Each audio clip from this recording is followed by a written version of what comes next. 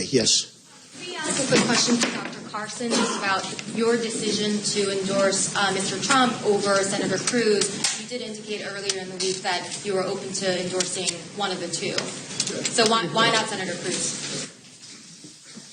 Well, first of all, we had a lot of excellent candidates. I think any of the 17 candidates who were running could have done a fine job.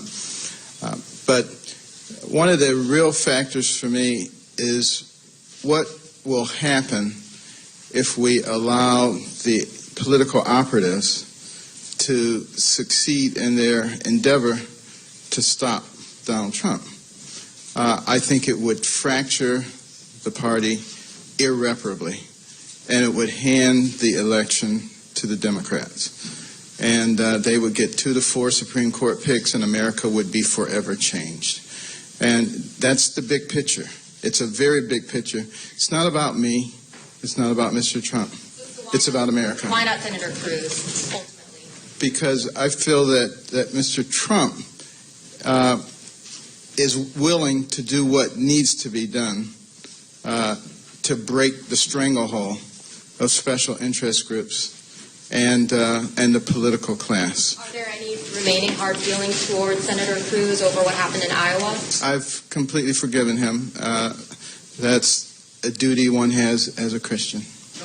Dr. Carson, you said throughout your life God has led you to your most important decisions. This truly is an important decision. Did God lead you to Donald Trump? I prayed about it a lot, and I got a lot of indications. People calling me that I haven't talked to for a long time saying, I had this dream about you and Donald Trump. I mean, it's just an amazing thing. But, you know, I also tend to think that the way God speaks to you is by giving you wisdom. And that wisdom says to me that if we allow this attempt to disrupt the will of the people to be successful, it will fracture the party in an irreparable way. And that will hand the election to people who I personally believe would destroy our country. And the reason I say that is because, you know, Hillary Clinton was a great friend of Saul Alinsky. She was on a first-name basis with him when she was a student. Saul Alinsky wrote the book Rules for Radicals. And if you haven't read it, I recommend that you read it and see the kinds of things that are recommended to change, fundamentally change this nation from the great success that we have to a socialist country. And the dedication page of that book says, dedicated to Lucifer, the original radical who gained his own kingdom.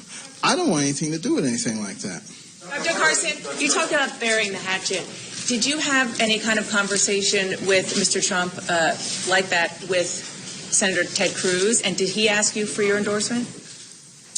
He did not specifically ask for an endorsement, but he did apologize, said that, you know, he wasn't really aware of what was going on. He didn't agree with it.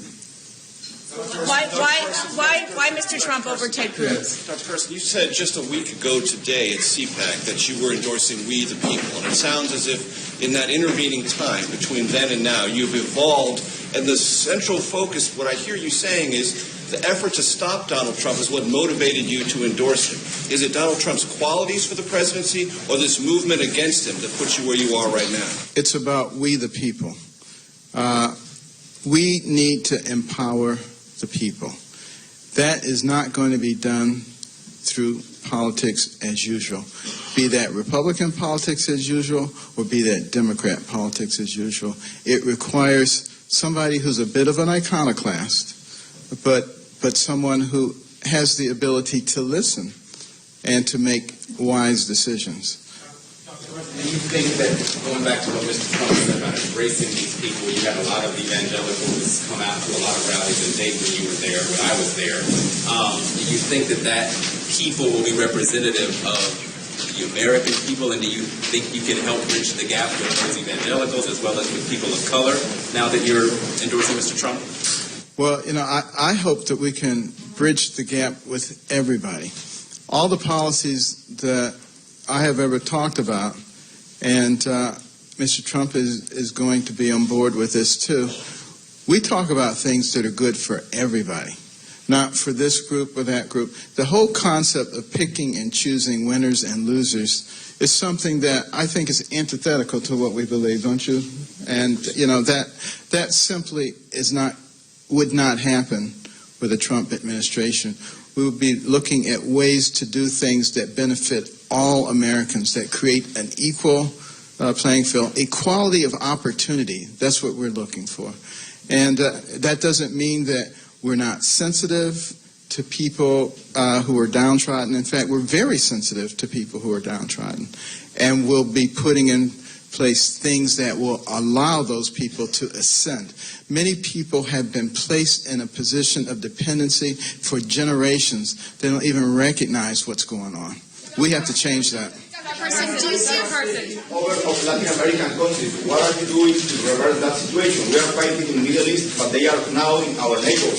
What we are doing to reverse